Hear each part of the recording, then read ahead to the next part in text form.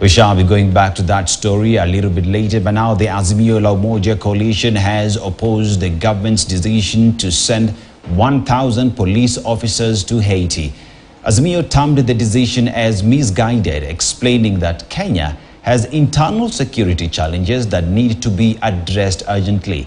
The opposition want Interior CS Kithure Kindiki to rationalize the decision. Human rights lobby groups from Kenya and Haiti, led by Haki Africa, have expressed concerns about the legal process of the deployment and Kenya Police's human rights track record. Fred Kagonye with more. The Azimio la Umoja Coalition has said that it opposes the move to send 1,000 police officers to Haiti to help the government combat violent gangs that have taken over parts of the country, with the coalition leader Raila Odinga falling short of asking members allied to the coalition to reject the motion once tabled in Parliament. When I was the Prime Minister and we took a decision, the Cabinet, to send our forces to Somalia, I took a motion to Parliament. And it was approved, debated and approved by Parliament. Now this is a similar case. We are sending out our troops or forces outside our borders.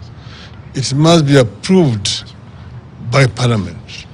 We are concerned over the increase in terrorist activities in parts of the coast, particularly Lamu, in northeastern.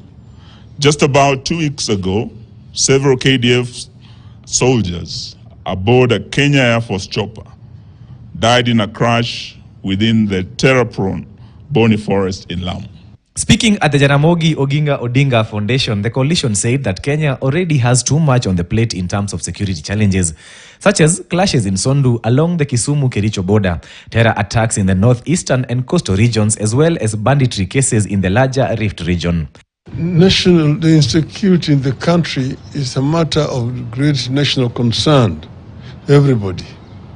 We cannot just sit and watch as innocent Kenyans are being butchered in their homes.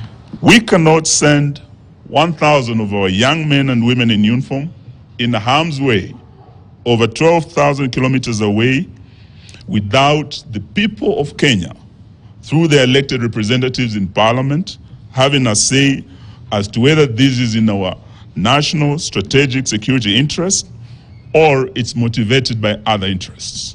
They now want Parliament to summon Interior CS Kithure Kindiki to explain the decision to send the officers. Yet Kenya is underpoliced while calling on President William Ruto to stabilize the country. We call on Parliament to demand oversight on this matter with a view of protecting the young men and women in uniform who are about to be taken to Haiti for a war that is not ours, and at a time when we need them back home. Human rights lobby groups led by Haki Africa have also expressed concern over the looming deployment, arguing that the human rights violations record does not warrant their deployment. The civil groups want the US to instead direct their 14 billion shilling funding to Haitians to help them get on their feet. There's a lot to be learned, there's a lot to be known before we can establish a true led mission that would not be another disaster like the 2004 United MINUSTA mission and so many other missions that has gone to Haiti. We don't want to send our boys there and they return back in body bags. We must be very careful. We know that there are resources being dangled. On Monday, the UN Security Council authorized the deployment of security support teams in Haiti. Kenyan police officers will be joined by those from Jamaica, Belize, Senegal, Spain, Suriname, and the Bahamas. Now let's go back to our earlier story where Interior and National Administration Cabinet Secretary